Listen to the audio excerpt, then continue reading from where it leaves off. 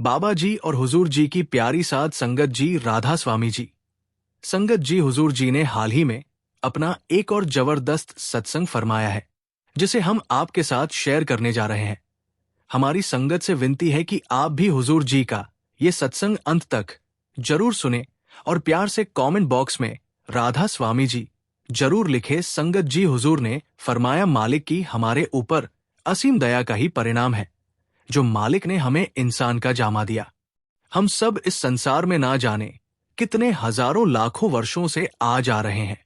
कभी किसी घर में जन्म लिया, कभी किसी शरीर में आए, कभी धन मिला, कभी सुख मिला तो कभी दुख, कभी सम्मान मिला तो कभी अपमान भी सहना पड़ा। लेकिन अगर हम शांत मन से अपने जीवन को देखें तो एक प्रश्न बार बार सामने आता है, क्या यही हमारा मकसद है कि बार बार मरना और फिर से यहां जन्म लेना? क्या हम कभी इस चक्कर से आजाद नहीं हो सकते? हजारों सालों से हम भटक रहे हैं, लेकिन आज तक अपने असली मकसद को नहीं समझ पाए। जब मालिक ने दया करके हमें इंसान बनाया तो मालिक ने हमें विवेक भी दिया, जिससे कि हम असल की पहचान कर सके। लेकिन हमने अपने विवेक का इस्तेमाल धन कमाने, जायदाद बनाने और दूसरे दुनियावी कामों में लगा दिया। आज हमें लगता है कि अमीर बन जाना और बहुत सारा पैसा कमाना ही हमारा सबसे बड़ा और आखिरी लक्ष्य है। अगर यही जीवन का अंतिम लक्ष्य होता तो संसार का सबसे अमीर व्यक्ति पूरी तरह संतुष्ट होता। लेकिन ऐसा नहीं है। जिसके पास करोड़ों हैं वो भी किसी ना किसी चिंता में है। जिसके पास नाम और शोहरत है वो भी भीतर से बेचैन दिखाई देता है, और जिसके पास नहीं है वो भी दुखी है। इसका कारण ये है कि मनुष्य का शरीर केवल रोटी, कपड़ा और मकान के लिए नहीं मिला। इस शरीर के भीतर एक ऐसी आत्मा भी है जो अपने असली घर को खोज रही है। यही कारण है कि जब संसार की हर खुशी मिल जाने के बाद भी मन खाली लगता है, तब इंसान आध्यात्मिकता की ओर मुड़ता है। उसे महसूस होने लगता है कि कोई ऐसी कमी है जिसे धन, पद, परिवार या प्रसिद्धि से पूरा नहीं किया जा सकता। परमात्मा ने मनुष्य को एक अनमोल अवसर दिया है। बाकी सभी जीव अपने अपने स्वभाव के अनुसार जीवन बिताते हैं, लेकिन मनुष्य को विवेक मिला है। वो सोच सकता है कि मैं कौन हूं, कहां से आया हूं और अंत में मुझे कहां जाना है। लेकिन सबसे बड़ी कठिनाई क्या है? सबसे बड़ी कठिनाई हमारा अपना मन है। मन कभी स्थिर नहीं रहता।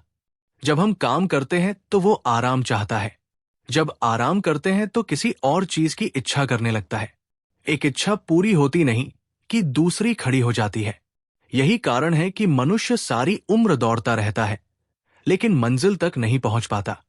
कभी आपने देखा होगा कि समुद्र का पानी कितना विशाल होता है, लेकिन उसमें लहरें लगातार उठती रहती हैं। उसी प्रकार हमारा मन भी विचारों की लहरों से भरा रहता है। यदि हम उन लहरों के साथ बहते रहे तो जीवन यूं ही निकल जाएगा। लेकिन यदि हम उन लहरों को चीरते हुए भीतर की शांति खोज लें तो जीवन का अर्थ बदल जाता है। इसीलिए संत महापुरुष बार बार कहते हैं कि संसार से भागना नहीं है, बल्कि संसार में रहते हुए अपने भीतर मालिक को याद रखना है। आध्यात्मिक मार्ग भी धैर्य का मार्ग है। बहुत लोग कहते हैं हमने कुछ दिन सिमरन किया लेकिन मन नहीं लगा। सोचिए, जिस मन को संसार में भटकते हुए कई दशक हो गए, क्या वो कुछ दिनों में शांत हो जाएगा? नहीं। उसके लिए प्रेम भी चाहिए, धैर्य भी चाहिए और निरंतर अभ्यास भी चाहिए। अगर कोई बच्चा पहली बार स्कूल जाए और उसी दिन कह दे कि मुझे सब कुछ नहीं आया इसलिए मैं पढ़ाई छोड़ देता हूं, तो क्या वो कभी विद्वान बन पाएगा? नहीं। वो रोज जाएगा, सीखेगा, गिरेगा, संभलेगा और एक दिन ज्ञान प्राप्त करेगा। परमार्थ का मार्ग भी ऐसा ही है। हम अक्सर सोचते हैं कि मालिक को याद करने का समय बुढ़ापे में मिलेगा। अभी तो काम बहुत है, जिम्मेदारियां बहुत है, लेकिन कोई नहीं जानता कि अगला क्षण किसने देखा है। इसलिए जो भी समय मिले उसमें थोड़ा सा समय मालिक की याद के लिए अवश्य निकालिए। जरूरी नहीं कि शुरुआत में ही घंटों बैठे। यदि शुरुआत में सच्चे प्रेम से कुछ मिनट भी याद करेंगे तो वो भी व्यर्थ नहीं जाएगा। धीरे धीरे कुछ मिनट अपने आप 2 से ढाई घंटों में बदलने लगेंगे। जीवन में सुख और दुख दोनों आएंगे। जो केवल दुख में मालिक को याद करता है, उसका विश्वास अधूरा है। जो सुख और दुख दोनों अवस्थाओं में कहता है, मालिक जो तेरी रजा मैं उसी में खुश हूं, वही सच्ची श्रद्धा का मार्ग पकड़ता है। हमारे जीवन में आने वाली हर परिस्थिति हमें कुछ ना कुछ सिखाने आती है। कभी सफलता विनम्र बनना सिखाती है और कभी असफलता धैर्य रखना सिखाती है। यदि हर घटना को सीख समझकर स्वीकार करेंगे तो शिकायत कम और शांति अधिक मिलेगी। याद रखिए, परमार्थ का अर्थ संसार छोड़ना नहीं है। परमार्थ का अर्थ है संसार में रहकर भी अपने मन को मालिक से जोड़ना, अपने कर्तव्य निभाना, किसी का दिल ना दुखाना, जहां तक हो सके प्रेम से बोलना और हर दिन थोड़ा सा समय अपने भीतर झांकने के लिए निकालना। इसी छोटे छोटे प्रयास से जीवन बदलना शुरू हो जाता है। जब दुनियावी कामों को करते हैं, हम अक्सर दूसरों से सीखते हैं, उनकी मदद लेते हैं, क्योंकि हम जानते हैं दूसरे हमसे अनुभवी हैं और वो हमें सही राह दिखा सकते हैं। लेकिन जब परमार्थ की बात आती है तो हम कहते हैं, ये तो बहुत आसान काम है, हम खुद की कर लेंगे। ये मार्ग बाहर से जितना आसान लगता है उतना होता नहीं। जब तक हम वक्त के गुरु की संगत नहीं करेंगे तो हम इस मार्ग पर भटक जाएंगे। गुरु अपनी भक्ति करवाने नहीं आते, बल्कि गुरु हमें इस भवसागर से पार लगाने का तरीका बताने आते हैं। आखिर में मेहनत हमें ही करनी है, लेकिन गुरु हमें एक दिशा देते हैं। उस दिशा को पकड़कर हम यहां से पार लग जाते हैं। आगे हुजूर ने सेवा के ऊपर कहा कि संसार में ऐसा कोई भी व्यक्ति नहीं है जिसे कभी ना कभी किसी की सहायता की आवश्यकता ना पड़ी हो। जब हम छोटे होते हैं तब माता पिता हमारी सेवा करते हैं। जब हम बड़े होते हैं तो समाज के अनेक लोग प्रत्यक्ष या अप्रत्यक्ष रूप से हमारे जीवन को सरल बनाते हैं। इसलिए यदि हमें किसी की सेवा करने का अवसर मिलता है तो उसे बोझ नहीं बल्कि सौभाग्य समझना चाहिए। लेकिन सेवा का भी एक तरीका होता है। कभी कभी इंसान सेवा तो करता है, लेकिन मन में ये भावना आने लगती है कि मैंने बहुत बड़ा काम कर दिया, मेरे बिना ये काम कैसे होता। यहीं से अहंकार धीरे धीरे जन्म लेना शुरू करता है। जिस सेवा में मैं और मेरी आ गया तो मन विनम्र होने की बजाय अहंकारी हो जाता है। सच्ची सेवा वो है जिसमें काम पूरा होने के बाद भी मन में ये भाव रहे कि मालिक, ये सब तेरी दया से हुआ, मैं तो केवल एक माध्यम था। सोचिए, एक कलम कितनी सुंदर लिखाई कर सकती है, लेकिन क्या कलम कभी ये कह सकती है कि किताब मैंने लिखी है? नहीं, कलम तो केवल माध्यम है, लिखने वाला कोई और होता है। उसी प्रकार यदि हमारे हाथों से कोई अच्छा कार्य हो जाए तो उसका श्रेय अपने आप को देने के बजाय मालिक की कृपा माननी चाहिए। अहंकार बहुत सूक्ष्म होता है। कई बार हमें स्वयं भी पता नहीं चलता कि वो हमारे भीतर प्रवेश कर चुका है। कोई व्यक्ति अपने धन का अहंकार करता है, कोई अपने ज्ञान का, कोई अपने पद का और कभी कभी कोई अपनी भक्ति का भी अहंकार करने लगता है। यही सबसे बड़ा खतरा है। यदि कोई व्यक्ति ये सोचने लगे कि मैं दूसरों से अधिक धार्मिक हूं, तो उसे स्वयं अपने मन को टटोलना चाहिए। परमार्थ तुलना का मार्ग नहीं है, ये अपने भीतर झांकने का मार्ग है। हम दूसरों की कमियां देखने में बहुत तेज हैं, लेकिन अपनी कमियां देखने में अक्सर देर कर देते हैं। यदि हर रात सोने से पहले केवल 5 मिनट भी अपने दिन की समीक्षा कर लें कि आज हमने किससे कठोर शब्द कहे, कहां क्रोध किया, कहां किसी का दिल दुखाया, तो धीरे धीरे हमारा स्वभाव बदलने लगेगा। गृहस्थ जीवन भी एक बहुत बड़ी साधना है।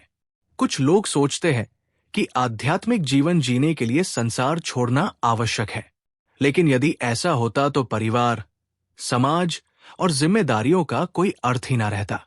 असल परीक्षा तो वही है जहां हमारे सामने रोज अलग अलग परिस्थितियां आती है। घर में मतभेद होंगे, कार्य क्षेत्र में तनाव होगा, व्यापार में उतार चढ़ाव आएंगे, बच्चों की चिंता होगी, स्वास्थ्य कभी अच्छा रहेगा कभी नहीं। यही जीवन है। इन सब के बीच यदि मन में मालिक की याद बनी रहे तभी आध्यात्मिकता का वास्तविक अभ्यास होता है। क्रोध भी मनुष्य का बहुत बड़ा शत्रु है। क्रोध आने पर इंसान ऐसे शब्द बोल देता है जिनका पछतावा उसे वर्षों तक रहता है। एक कठोर वचन कई बार उस घाव से भी गहरा होता है जो किसी हथियार से लगता है। इसलिए जब भी क्रोध आए उसी समय उत्तर देना आवश्यक नहीं होता। कभी कभी कुछ क्षण का मौन बहुत बड़ी लड़ाई को समाप्त कर देता है। मौन रहना कमजोरी नहीं है। यदि वो विवेक से किया जाए तो वही सबसे बड़ी शक्ति बन जाता है। क्षमा का गुण भी जीवन को हल्का बना देता है। जिस व्यक्ति ने हमें कष्ट दिया, यदि हम उसी की याद में वर्षों तक जलते रहे तो सबसे अधिक नुकसान हमारा अपना होता है। क्षमा करने का अर्थ गलत कार्य को सही ठहराना नहीं है। क्षमा का अर्थ है अपने मन को कटुता के बोझ से मुक्त कर देना। जब मन हल्का होता है तभी उसमें प्रेम टिकता है, और जहां प्रेम है वही शांति है। जीवन में कभी ये मत सोचिए कि छोटे छोटे अच्छे कर्मों का कोई महत्व नहीं। एक मीठा शब्द, एक मुस्कान, किसी दुखी व्यक्ति का हाल पूछ लेना, किसी भूखे को भोजन करा देना, किसी परेशान व्यक्ति को धैर्य देना, ये सब भी सेवा ही है। मालिक केवल ये नहीं देखते कि हमने कितना बड़ा कार्य किया, वे ये भी देखते हैं कि हमने किस भावना से किया।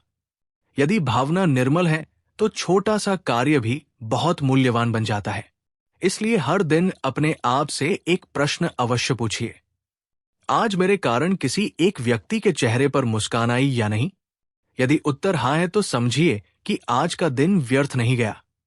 धन, पद और प्रसिद्धि यही रह जाएंगे, लेकिन प्रेम, विनम्रता, सेवा और अच्छे कर्म ही वे पूंजी है जो मनुष्य के जीवन को वास्तविक अर्थ देती है।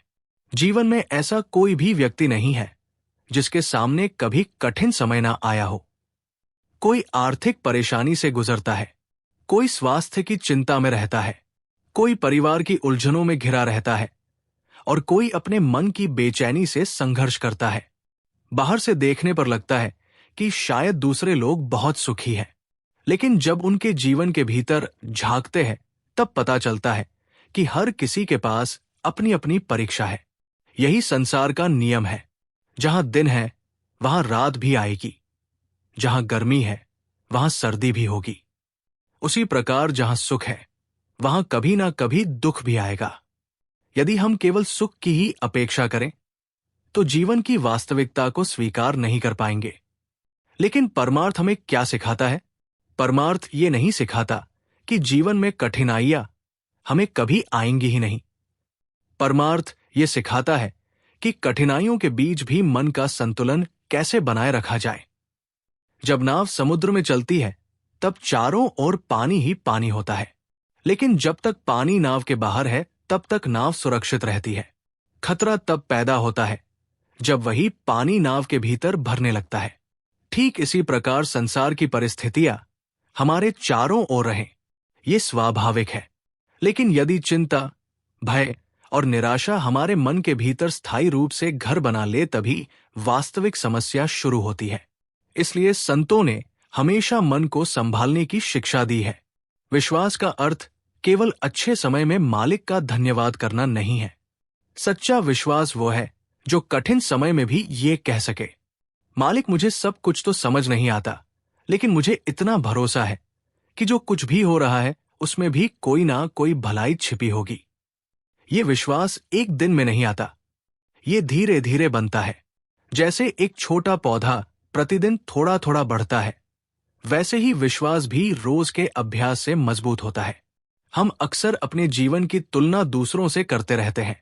कोई कहता है उसके पास मुझसे अधिक धन है, कोई कहता है उसका परिवार अधिक सुखी है, कोई अपने पड़ोसी से तुलना करता है तो कोई अपने रिश्तेदारों से। लेकिन तुलना कभी संतोष नहीं देती। यदि तुलना करनी ही है तो अपने कल के साथ कीजिए। क्या आज मैं कल से थोड़ा अधिक धैर्यवान बना? क्या आज मैंने कल से थोड़ा कम क्रोध किया? क्या आज मैंने किसी का दिल दुखाने से अपने आप को रोक लिया? यदि उत्तर हाँ है तो समझिए कि आप सही दिशा में आगे बढ़ रहे हैं। जीवन में कभी कभी ऐसी घटनाएं भी होती हैं जिनका उत्तर हमें वर्षों तक नहीं मिलता। हम सोचते हैं मेरे साथ ही ऐसा क्यों हुआ, लेकिन समय बीतने के बाद कई बार वही घटना हमें एक नया रास्ता दिखा देती है। इसलिए हर प्रश्न का उत्तर उसी समय मिल जाए, ये आवश्यक नहीं है। नाम स्मरण का सबसे बड़ा लाभ यही है कि वह मन को धीरे धीरे स्थिर करना शुरू कर देता है। शुरुआत में मन बार बार भटकेगा, कभी पुरानी बातें याद आएंगी, कभी भविष्य की चिंता सताएगी, कभी किसी व्यक्ति के शब्द मन को परेशान करेंगे। लेकिन हर बार प्रेम से मन को वापस लाना ही अभ्यास है। यदि मन 100 बार भटके और हम 100 बार उसे वापस ले आइए तो वही साधना है। असफलता ये नहीं कि मन भटक गया, असफलता तब है जब हम प्रयास ही छोड़ दें। एक और बात जीवन में बहुत आवश्यक है, कृतज्ञता। हम अक्सर उन चीजों पर ध्यान देते हैं जो हमारे पास नहीं है, लेकिन क्या हमने कभी शांत होकर ये सोचा कि मालिक ने हमें कितना कुछ पहले से दे रखा है? सांस चल रही है, चलने फिरने की शक्ति है, सोचने की क्षमता है, परिवार है, रोटी है, दुनिया को देखने के लिए आंखें हैं, किसी से प्रेम करने के लिए हृदय है। यदि हम केवल इन्हीं बातों के लिए प्रतिदिन धन्यवाद करना शुरू कर दें तो शिकायतें अपने आप कम होने लगेंगी। मधुर वाणी भी एक बहुत बड़ी सेवा है। कई बार लोग कहते हैं हमारे पास देने के लिए कुछ नहीं है, लेकिन एक मीठा शब्द भी बहुत बड़ा उपहार हो सकता है। किसी दुखी व्यक्ति को दिलासा देना, किसी निराश इंसान को आशा देना, किसी अकेले व्यक्ति की बात धैर्य से सुन लेना, यह भी उतने ही मूल्यवान कर्म है जितना कोई बड़ा दान। इस संसार में लोग अक्सर भूल जाते हैं कि सामने वाला भी अपने भीतर कोई संघर्ष लेकर चल रहा है। यदि हम थोड़ा धैर्य और थोड़ी करुणा अपने व्यवहार में जोड़ दें तो ना केवल दूसरे का जीवन आसान होगा, बल्कि हमारा मन भी अधिक शांत रहेगा। परमार्थ के मार्ग पर एक बात को बहुत गहराई से समझने की आवश्यकता है। अक्सर हम मनुष्य अपनी आंखों से जो देखते हैं उसी को सब कुछ मान बैठते हैं। हमारी आदत ही ऐसी बन गई है कि जो हमारे सामने बैठा हो, जो हमसे बातें कर रहा हो, जो हमें दिखाई दे रहा हो, हम धीरे धीरे उसी तक अपनी भक्ति को सीमित कर देते हैं। लेकिन आध्यात्मिक मार्ग हमें इससे कहीं गहरी बात समझाता है। गुरु का अर्थ केवल शरीर नहीं होता। शरीर तो प्रकृति का नियम मानकर एक दिन बदल जाता है, लेकिन गुरु का वास्तविक स्वरूप उस दिव्य मार्गदर्शन में है जो साधक को भीतर की ओर ले जाता है। यदि हमारी श्रद्धा केवल शरीर तक सीमित रह जाए तो समय के साथ हमारा विश्वास भी डगमगाने लगता है। लेकिन यदि हमारा विश्वास उस सत्य से जुड़ जाए जो शरीर से परे है, तब परिस्थितियां बदलने पर भी हमारी भक्ति नहीं बदलती। जैसे बिजली हमें अलग अलग बल्बों के माध्यम से प्रकाश देती है। बल्ब बदल सकते हैं, लेकिन बिजली का स्रोत वही रहता है। यदि कोई केवल बल्ब को ही सब कुछ समझ ले और बिजली को भूल जाए तो वो वास्तविक बात को नहीं समझ पाया। उसी प्रकार आध्यात्मिक मार्ग में बाहरी रूप से अधिक आवश्यक उस दिव्य शक्ति को समझना है जो साधक के जीवन में प्रकाश भरती है। इसलिए सच्चा विश्वास किसी बाहरी रूप तक सीमित नहीं रहता, वो उस आध्यात्मिक सत्य से जुड़ता है जो हर परिस्थिति में हमारा सहारा बनता है।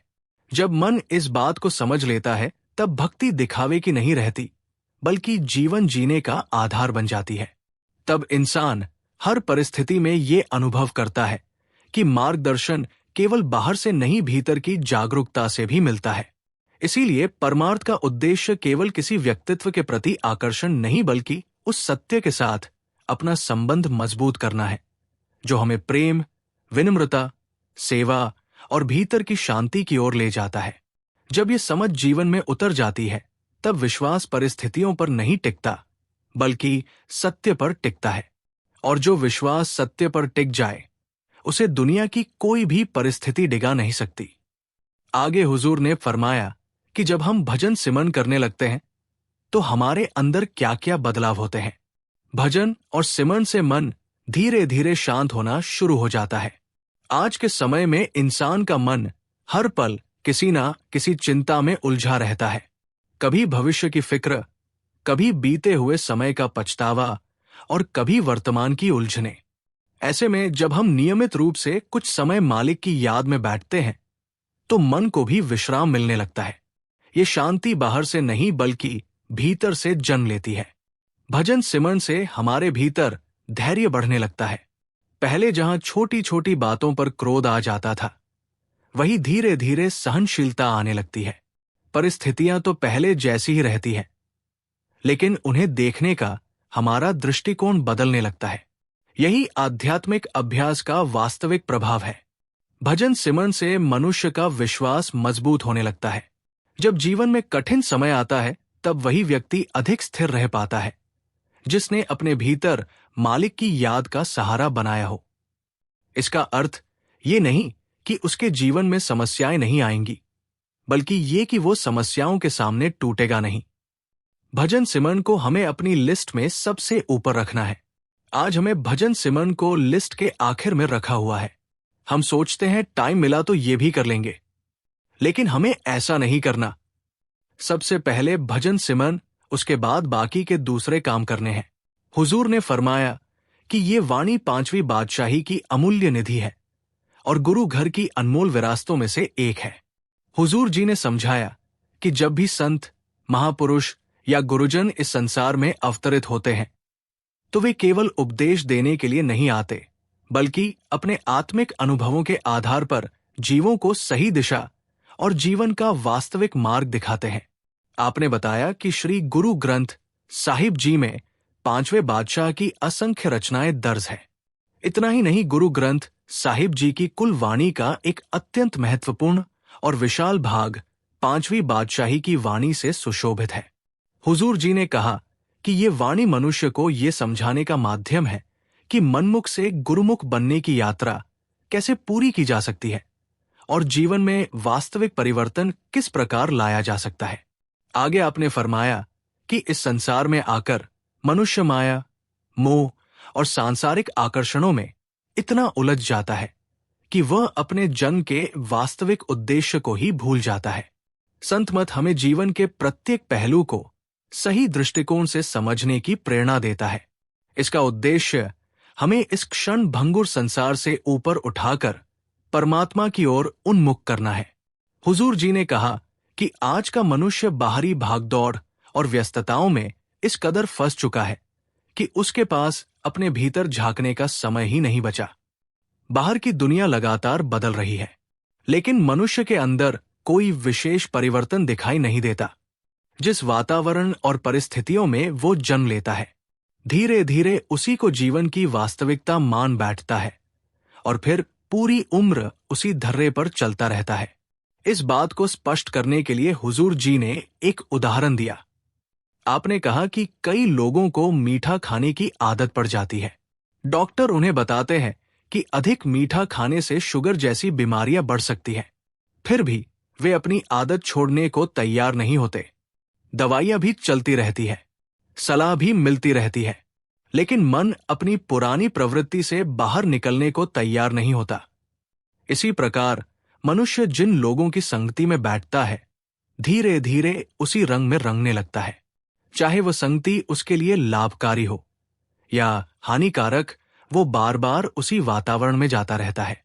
समय के साथ वही उसका स्वभाव, सोच और आदत बन जाती है। हुजूर जी ने फरमाया कि हमारी आदतें और हमारे विकार इतने गहरे स्तर तक जड़े जमा चुके हैं कि उनसे बाहर निकलना आसान नहीं लगता। यही कारण है कि मनुष्य बार बार उन्हीं बातों और परिस्थितियों में उलझ जाता है जो उसके जीवन में दुख, अशांति और बेचैनी का कारण बनती है। यदि किसी व्यक्ति के भीतर क्रोध भरा हुआ है, तो उसे चाहे कितने भी शांत वातावरण में बैठा दिया जाए, वो अपने स्वभाव के अनुसार क्रोधित ही होगा। बाहरी परिस्थितियां बदल सकती है, लेकिन जब तक भीतर परिवर्तन नहीं आता तब तक वास्तविक शांति प्राप्त नहीं हो सकती। उसी प्रकार जो व्यक्ति धन और संपत्ति की लालसा में डूबा रहता है, उसका मन हर समय उसी दिशा में भटकता रहता है। कई बार तो वो परमार्थ को भी सांसारिक लाभ से जोड़ देता है। वो दान पुण्य तो करता है, लेकिन बदले में परमात्मा से अनेक इच्छाएं, सुविधाएं और बड़ी बड़ी कामनाएं भी रखता है। हुजूर जी ने स्पष्ट किया कि परमार्थ का वास्तविक उद्देश्य संसार से कुछ प्राप्त करना नहीं, बल्कि स्वयं को बदलना है। दुर्भाग्यवश हम अपने भीतर सुधार लाने के बजाय बाहरी चीजों में ही उलझे रहते हैं और आत्म परिवर्तन की ओर ध्यान नहीं देते। आगे आपने समझाया कि मनुष्य जिस संस्कृति, परंपरा और वातावरण में जन्म लेता है, प्राय उसी को बिना गहराई से समझे स्वीकार कर लेता है। यदि परिवार का कोई सदस्य किसी डेरे या धार्मिक स्थान पर जाता है, तो घर के अन्य सदस्य भी उसी मार्ग का अनुसरण करने लगते हैं। यदि माता पिता तीर्थ यात्राएं करते हैं, तो बच्चे भी उसी परंपरा को आगे बढ़ाने लगते हैं। लेकिन हुजूर जी ने स्पष्ट किया कि इसका अर्थ ये नहीं है कि तीर्थों पर जाना या धार्मिक स्थलों की यात्रा करना गलत है। बात केवल इतनी है कि मनुष्य को किसी भी कार्य के पीछे छिपे वास्तविक उद्देश्य और उसके गहरे अर्थ को समझने का प्रयास अवश्य करना चाहिए। हुजूर जी ने आगे फरमाया कि मूल बात किसी परंपरा या कर्मकांड को केवल निभाने की नहीं है, बल्कि उसके पीछे छिपे वास्तविक उद्देश्य और गहन अर्थ को समझने की है। आपने कहा कि संत महात्माओं की साखियां केवल मनोरंजन या कथा सुनाने के लिए नहीं होती, बल्कि उनके माध्यम से जीवों को परमार्थ की सच्ची राह और जीवन का गहरा सत्य समझाया जाता है। इसी संदर्भ में हुजूर जी ने प्रथम बादशाह श्री गुरु नानक देव जी से जुड़ी एक प्रसिद्ध साखी का उल्लेख किया। आपने बताया कि जब गुरु नानक देव जी हरिद्वार पहुंचे, तब वहां अनेक लोग सूर्य की दिशा में जल अर्पित कर रहे थे। गुरु साहिब ने उनसे पूछा कि वे ऐसा क्यों कर रहे हैं। लोगों ने उत्तर दिया कि वे अपने पूर्वजों तक जल पहुंचाने के उद्देश्य से ये कार्य कर रहे हैं। ये सुनकर गुरु नानक देव जी ने विपरीत दिशा की ओर मुख करके पानी फेंकना शुरू कर दिया। वहां उपस्थित लोगों ने आश्चर्य से पूछा, आप ये क्या कर रहे हैं? गुरु साहिब ने उत्तर दिया, मैं अपने खेतों को पानी पहुंचा रहा हूं। लोगों ने कहा, यह कैसे संभव है? यहां से पानी आपके खेतों तक कैसे पहुंच सकता है? तब गुरु नानक देव जी ने बड़ी सरलता से उत्तर दिया, यदि तुम्हारा जल इतनी दूर पूर्वजों तक पहुंच सकता है, तो मेरा पानी मेरे खेतों तक क्यों नहीं पहुंच सकता? हुजूर जी ने समझाया कि इस साखी का वास्तविक उद्देश्य लोगों को विचार करने के लिए प्रेरित करना था।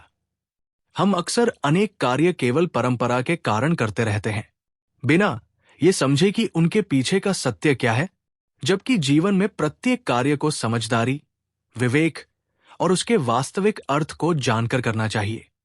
इसके बाद हुजूर जी ने फरमाया कि यही शिक्षा हमें वाणी के इन शब्दों से भी प्राप्त होती है, आदि निरंजन प्रभु निरंकारा।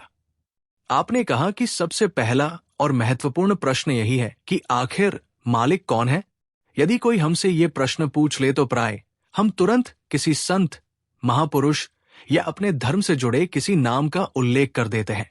मनुष्य अक्सर अपने विचारों को सीमित दायरों में बांध लेता है और उसी सीमा के भीतर सत्य को खोजने का प्रयास करता है।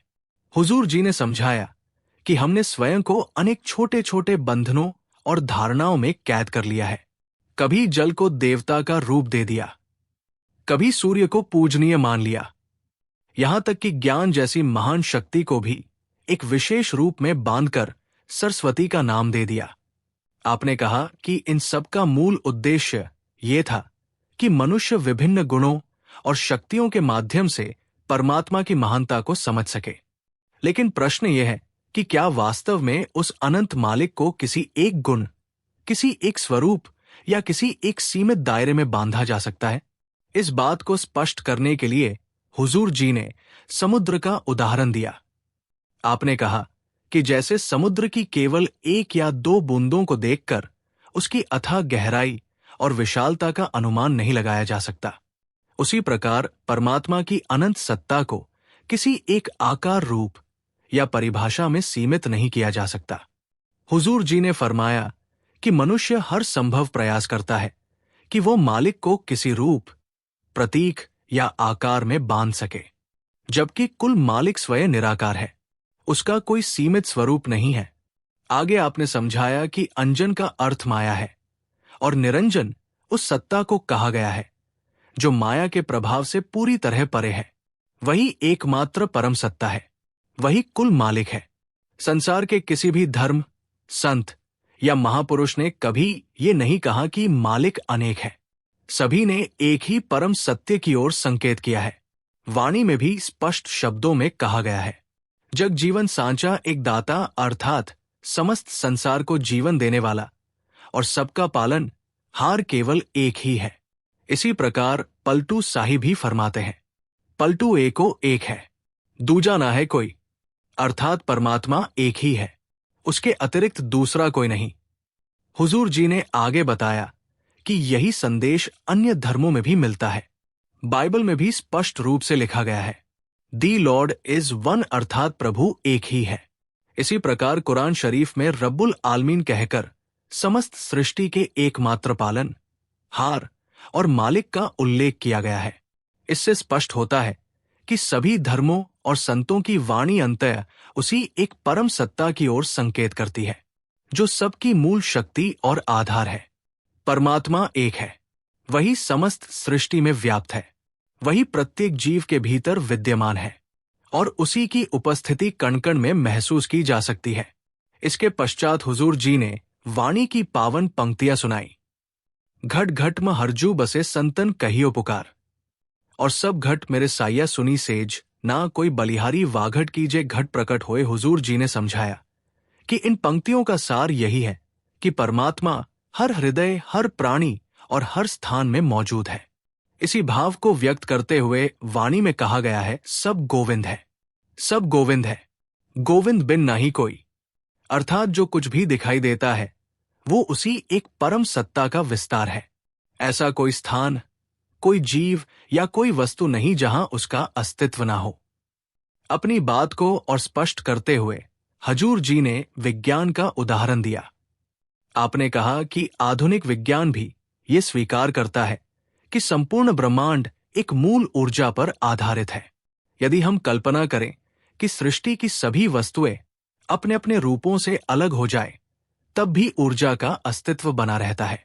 हजूर जी ने फरमाया कि वही सर्वोच्च शक्ति कुल मालिक है, उसी कारण उसे निराकार कहा गया है।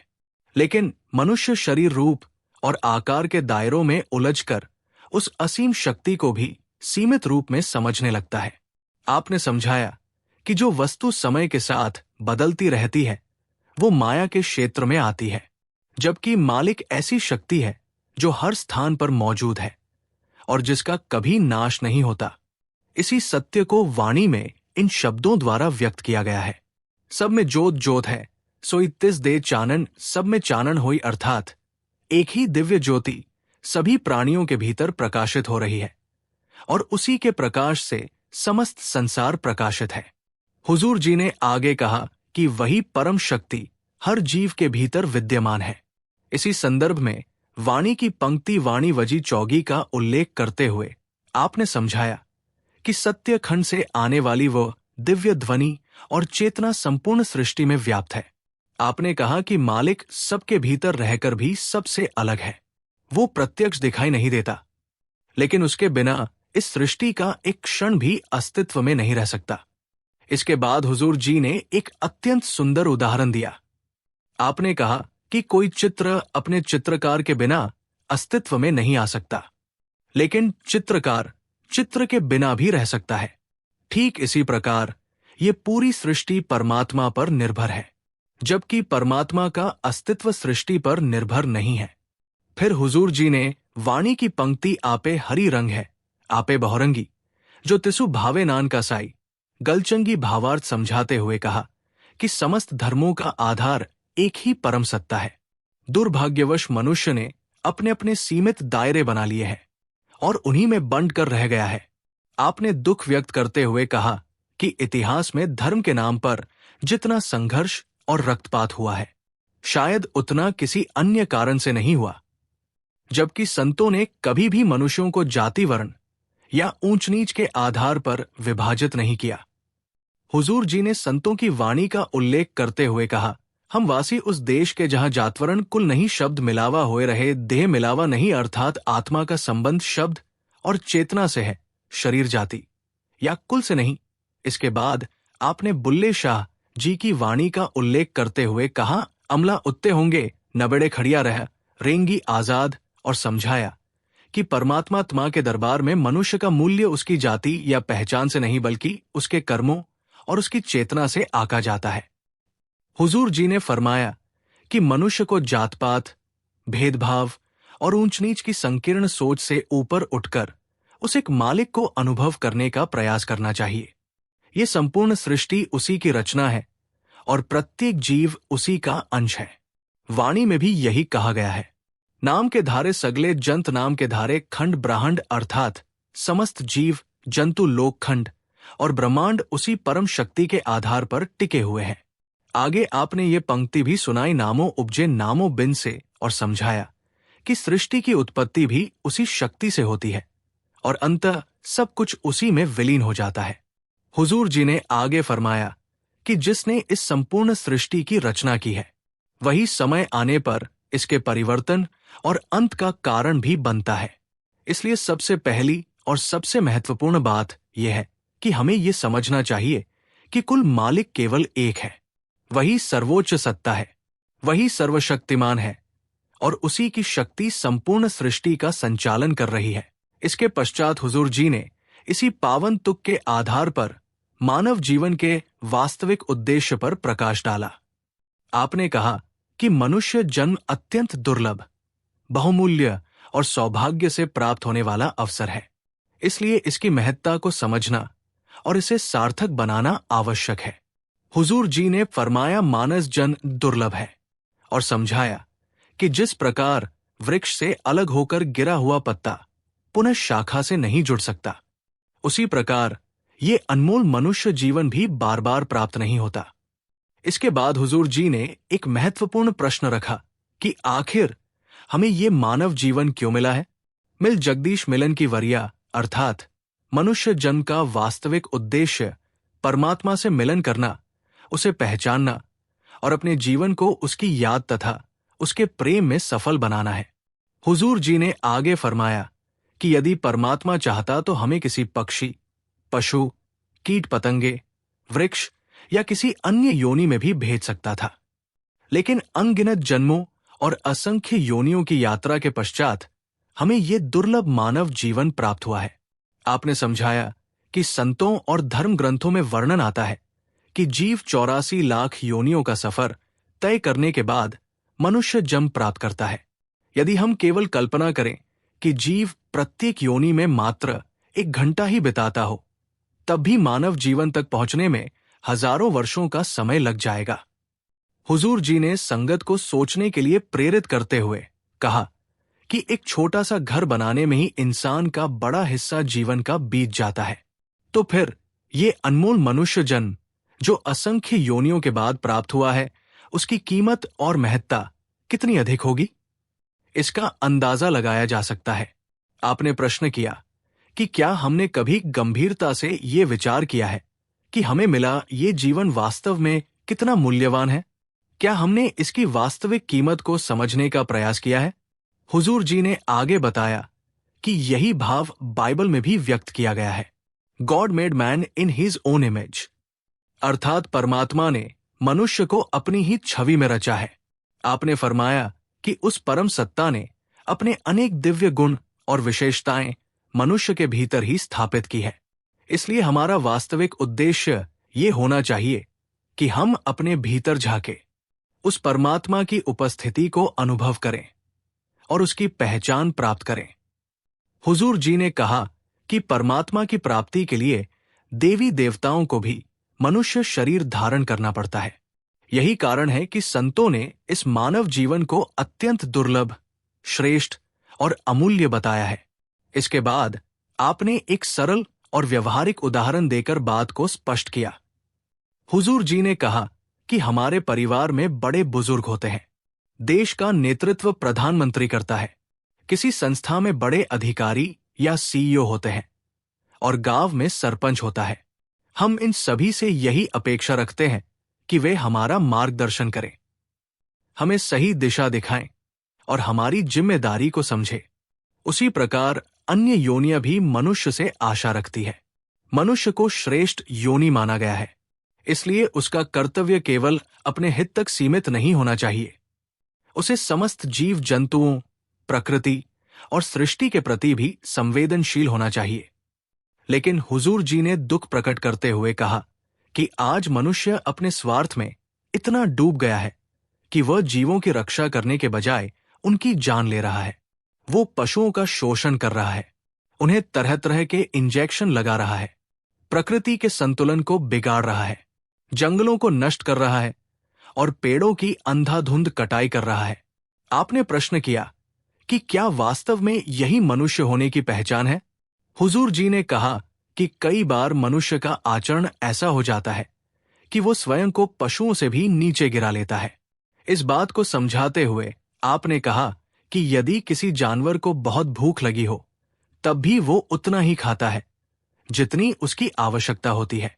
आवश्यकता पूरी होते ही वो शेष भोजन छोड़ देता है। लेकिन मनुष्य की प्रवृत्ति इसके विपरीत हो गई है। वो अपनी जरूरत से कहीं अधिक संग्रह करने में लगा रहता है और कभी संतुष्ट नहीं होता। हुजूर जी ने आगे कहा कि आज इंसान अपनी जीवन शैली को भी असंतुलित बना चुका है। वो पूरी रात जागता रहता है और जब सुबह उठकर सक्रिय होने का समय आता है तब सोने चला जाता है। इसके विपरीत यदि हम पक्षियों को देखें तो वे प्रकृति के नियमों के अनुसार जीवन जीते हैं। सूर्योदय के साथ जाग जाते हैं और सूर्यास्त के बाद विश्राम की तैयारी करने लगते हैं। हुजूर जी ने संगत से पूछा कि क्या वास्तव में हमने अपनी जीवन पद्धति को बेहतर बनाया है या फिर हम प्रकृति से दूर होते चले गए हैं? इसके बाद आपने प्रकृति से सीख लेने की प्रेरणा दी। हुजूर जी ने बताया कि जब पक्षी लंबी दूरी की उड़ान भरते हैं तो वे त्रिकोणीय आकृति में उड़ते हैं। ऐसा इसलिए ताकि वे एक दूसरे की सहायता कर सके और सामूहिक रूप से अपनी यात्रा को आसान बना सके। इसी प्रकार आपने भेड़ियों के समूह का उदाहरण दिया। हुजूर जी ने बताया कि भेड़ियों के झुंड में जो सबसे अधिक शक्तिशाली होते हैं वे आगे चलते हैं, लेकिन उनका वास्तविक नेता सबसे पीछे रहता है। वो पीछे से पूरे समूह पर नजर रखता है और ये सुनिश्चित करता है कि कोई सदस्य पीछे ना रह जाए। उस झुंड में छोटे बच्चे और वृद्ध सदस्य भी साथ चलते हैं और पूरा समूह मिलकर उनकी सुरक्षा तथा देखभाल करता है। इस प्रकार प्रकृति हमें सहयोग, जिम्मेदारी, नेतृत्व और एक दूसरे के प्रति संवेदनशीलता का अद्भुत संदेश देती है। हुजूर जी ने कहा कि हमें सोचना चाहिए, क्या हम अपने बड़ों का सम्मान करते हैं? आज थोड़ी सी तरक्की मिलते ही इंसान अपने माता पिता और बड़ों को फोन तक करना छोड़ देता है। उन्होंने कहा कि हमें इस बात को गहराई से समझने की आवश्यकता है। अगर इंसान अभी तक सही मायने में इंसान ही नहीं बन पाया तो परमार्थ की बातें बहुत दूर रह जाती है। फिर हुजूर जी ने बहुत गहरी बात कही। उन्होंने पूछा, आखिर ये जंग किस लिए मिला है? और फिर वाणी की पंक्ति सुनाई, मिल जगदीश मिलन की वरिया, अर्थात ये जीवन मालिक को पाने का अवसर है। ये जन गोविंद की प्राप्ति के लिए मिला है और हमें उसी को पाने का प्रयास करना चाहिए। हुजूर जी ने आगे कहा, जहां आशा तहां बासा, अर्थात जहां हमारी उम्मीदें होंगी वही हमारा मन लगेगा और उसी दिशा में अगला जन भी जाएगा। हुजूर जी ने समझाया कि यदि इंसान पूरी जिंदगी केवल धन दौलत से प्रेम करता रहेगा तो उसका मन उसी में फंसा रहेगा और उसका परिणाम भी वैसा ही होगा। उन्होंने कहा कि मनुष्य शरीर अत्यंत अनमोल है, इसलिए हमें एक दूसरे का सहारा बनना चाहिए। यही श्रेष्ठ योनि की पहचान है। लेकिन आज हमारी स्थिति क्या बन चुकी है? उन्होंने कहा कि यह संसार सुख दुख से बना है। कई बार जो चीज हमें सुख लगती है वही आगे चलकर दुख का कारण बन जाती है। उदाहरण देते हुए उन्होंने कहा कि किसी परिवार में बहुत खुशी से विवाह होता है, बच्चे भी अच्छे पैदा होते हैं, लेकिन वही बच्चा बड़ा होकर गलत संगत में पड़ जाए तो पूरा घर बर्बाद हो जाता है। इस प्रकार इंसान पूरी जिंदगी सुख पाने की दौड़ में लगा रहता है, लेकिन वही सुख कभी कभी दुख में बदल जाता है। दूसरी ओर जब इंसान कठिन परिस्थितियों से गुजरता है, रिश्ते टूटते हैं, जीवन में दुख आते हैं, तब वही दुख उसे बहुत कुछ सिखा जाते हैं। हुजूर जी का कहना है कि अक्सर जिसे हम दुख की घड़ी समझते हैं वही आगे चलकर हमारे लिए सबसे बड़े सुख का आधार बनती है। उन्होंने समझाया कि ये पूरी सृष्टि 3 गुणों पर टिकी है, तमोगुण, रजोगुण और सतोगुण। तमोगुण जहां आलस्य और अज्ञान लाता है, वही रजोगुण में अहंकार, शक्ति और स्वार्थ का प्रभाव होता है। सतोगुण इंसान को भक्ति और अच्छे कर्मों की राह दिखाता है। लेकिन हुजूर जी का स्पष्ट संदेश है कि जब तक हम इन तीनों गुणों से ऊपर नहीं उठते तब तक वास्तविक मुक्ति संभव नहीं। वे कहते हैं कि हमें उस कुल मालिक से जुड़ना है। इस संसार सागर से पार वही होगा जो सद्गुरु की शरण में जाएगा। केवल बातों को परखने से कुछ नहीं होगा। जीवन में अमल करना अनिवार्य है, क्योंकि जब हम अमल करेंगे तभी सच्चा विश्वास पैदा होगा। जैसे स्कूल में जो विद्यार्थी शिक्षक की बात नहीं मानते वे जीवन में असफल हो जाते हैं, वैसे ही हम भी अक्सर संत महात्माओं की संगत में तो जाते हैं, पर उनकी शिक्षाओं को जीवन में उतारते नहीं। नतीजा वही पुरानी परिस्थितियां बार बार हमारे सामने आती है। हुजूर जी कहते हैं कि जब तक इंसान सीख नहीं लेता, उसे बार बार उसी कक्षा हमें लौट कर आना पड़ता है। कुछ लोग सुनते तो है पर अमल नहीं करते। उन्हें समझ तो थोड़ी बहुत आती है, लेकिन वे उस सत्य का अनुभव नहीं कर पाते। इसके विपरीत जो ध्यान से सुनकर उस शिक्षा को जीवन का हिस्सा बना लेते हैं, उनके भीतर धीरे धीरे अटूट विश्वास जागृत हो जाता है। शरण का अर्थ केवल सिर झुकाना नहीं, बल्कि मालिक के भान में रहना है। सच्ची सेवा वही है जिससे नाम हमारे मन में बस जाए। सेवा चाकरी नाम वसे मन आए। हुजूर जी ने मीराबाई जी का उदाहरण देकर समझाया कि सबसे बड़ी प्राप्ति नाम रतन धन ही है। अंत में हुजूर जी यही सिखाते हैं कि ये ज्ञान केवल बुद्धि से समझने की चीज नहीं, बल्कि अनुभव करने का विषय है।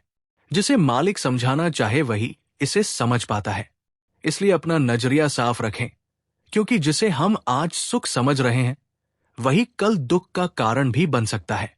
हुजूर जी का कहना है कि कुल मालिक ने इस संसार के संचालन के लिए एक अटल नियम बनाया है और उस व्यवस्था को काल के हाथों में सौंप दिया है। वो नियम वही है, जैसा बीज बोओगे वैसी ही फसल काटोगे। यानी जो मैंने किया वही मैंने पाया। अक्सर इंसान काल को गलत समझता है, जबकि वह तो केवल मालिक द्वारा बनाई गई व्यवस्था का पालन कर रहा है। हुजूर जी ने इसे बड़ी सुंदरता से समझाया, जैसे सरकार कानून बनाती है और जज केवल उस कानून के अनुसार सजा देता है। तो क्या जज दोषी है? नहीं, गलती तो हमारी है। काल भी बस अपना कर्तव्य निभा रहा है। वाणी में भी कहा गया है, नहचल एक आप अविनाशी, सो नेचल ज्योतिषी ध्यादा। यानी जो उस अविनाशी मालिक का ध्यान करता है, वही स्थिरता और शांति को प्राप्त करता है। हरि का सेवक सो हरि जैसा और गुरु परमेश्वर एक जान। इसी सत्य को बुल्ले शाह जी ने भी कहा था। मौला आदमी बनाया। संत महात्मा कोई चमत्कार दिखाने नहीं आते, क्योंकि अगर वे चमत्कार ही करते रहते तो लोग उनकी महानता को उसी दायरे में सीमित कर देते। हुजूर जी ने भीखा साहिब की वाणी के माध्यम से हम सबको जगाया। भीखा भूख कोई नहीं, सबकी गठरी लाल। हम सबके भीतर उस मालिक का अनमोल खजाना मौजूद है। बस अपनी अज्ञानता के कारण हम उसे पहचान नहीं पाते और खुद को दरिद्र समझते हैं। अक्सर हम पूछते हैं कि कठिन समय में हमारा साथ कौन देता है? वाणी इसका उत्तर देती है, जिथे पुत्र कलत्र बेली कोई नाही तथे हरि आप छुड़ाईदा। अर्थात जहां संसार के सारे रिश्ते और सहारे साथ छोड़ देते हैं, वहां केवल परमात्मा ही रक्षा करने आते हैं। जैसे उन्होंने द्रौपदी की पुकार सुनकर उनकी लाज बचाई थी, वैसे ही जब दुनिया के सहारे टूट जाते हैं, तब केवल वही सहारा बनता है। संगत जी, आज का सत्संग वास्तव में हृदय को झकझोर देने वाला था। अगर आपको ये विचार पसंद आए तो वीडियो को लाइक और शेयर जरूर करें। अपनी राय कमेंट्स में बताएं और हमारे चैनल को सब्सक्राइब करना ना भूलें। राधा स्वामी जी।